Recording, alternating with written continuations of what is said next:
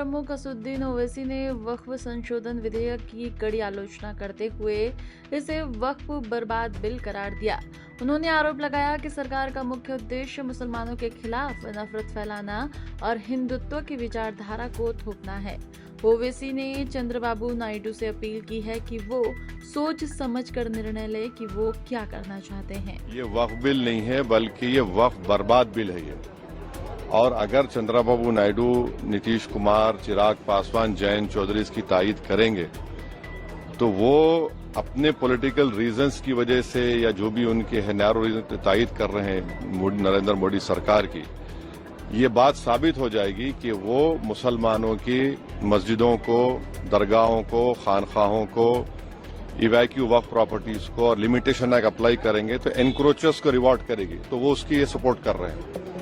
उनको ये देखना चाहिए कि ये सपोर्ट तो कर रहे हैं, मगर क्या आप 5 साल के बाद जब जाएंगे जनता के पास क्या जवाब देंगे उनको? अब तो बिहार का चुनाव भी है, तो ये अनकॉन्स्टिट्यूशनल। एक बात समझिए, वक्फ बाय यूजर सरकार निकाल रही है। हिंदू धर्म में मठ by user, temple by user allowed है, तो यहां पर क्यों अलाउ नहीं कर रहे आप? हिंदू एंडोमेंट बोर्ड में कोई नॉन हिंदू मेंबर नहीं बन सकता, तो यहां पर आप नॉन मुस्लिम को क्यों बना रहे हैं? तीसरी बात यह है कि एंडोमेंट का जो ट्राइब्यूनल है उसका डिसीजन के खिलाफ आप रिव्यू डालते हैं, यहां पर आप कह रहे हैं कि उसको अपील करेंगे। हिंदू एंडोमेंट बोर्ड में कमिश्नर, कोई भी हिंदू एंडोमेंट कमिश्नर कोई प्रॉपर्टी को डिक्लेयर कर सकता है एज अ हिंदू धर्म की प्रॉपर्टी। कलेक्टर का कोई रोल नहीं हिंदू एंडोमेंट बोर्ड में, क्यों कलेक्टर को लेकर आ रहे हैं आप?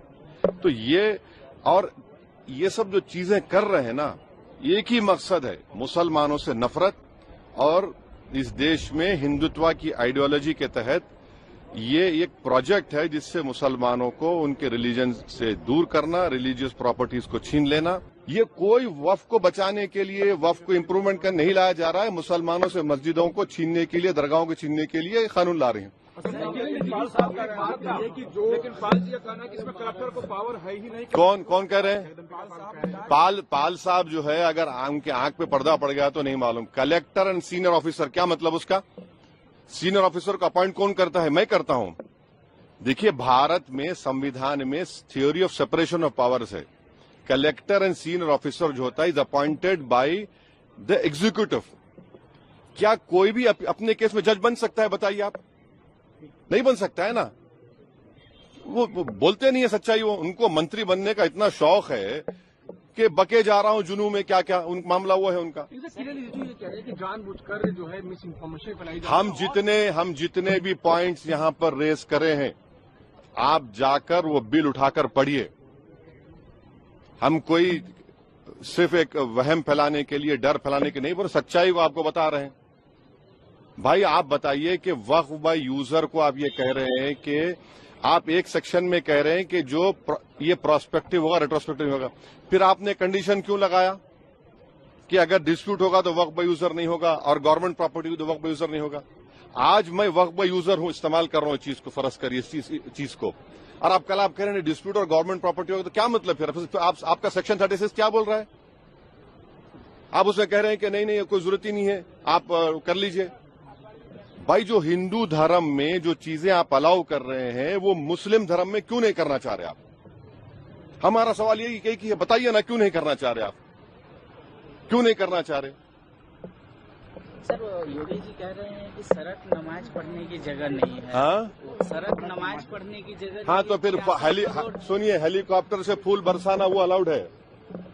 कांवड़ यात्रा चलती है, हाँ, अभी आरएसएस की परेड हुई, रोड पे हो रही है, हवा में उड़ के कर रहे हैं वो लोग। उन्होंने कहा कि हिंदू जिस तरह। हाँ, तो हम चलिए हमको रोड पे करने दीजिए। हाँ, अरे हमको भी रोड पे करने दीजिए ना। जब आप कांवड़ यात्रा को इतने दिन चलाते हैं, जब हर धर्म का फेस्टिवल रोड पे होता है और उससे किसी को तकलीफ नहीं है, फिर मुस्लिम धर्म से क्यों तकलीफ हो रही भाई आपको? प्रयागराज में 66 करोड़ लोग गए, वहाँ पर हाँ, तो हाँ ठीक है, वो कितने लोग उससे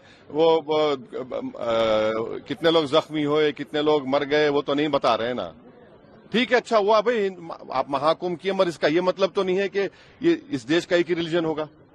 क्या इस देश का एक रिलीजन है? बताइए। इस देश की खूबसूरती उसका प्लुरलिज्म डाइवर्सिटी है। इस देश का कोई रिलीजन है ही नहीं। ये देश सब रिलीजन को सेलिब्रेट करता है, जो नहीं मानता किसी भगवान अल्लाह को उसको भी सेलिब्रेट करता है। आप तो एक आइडियोलॉजी की बात कर रहे हैं आप, और वो आइडियोलॉजी आरएसएस की आइडियोलॉजी है जो संविधान से टकराती है।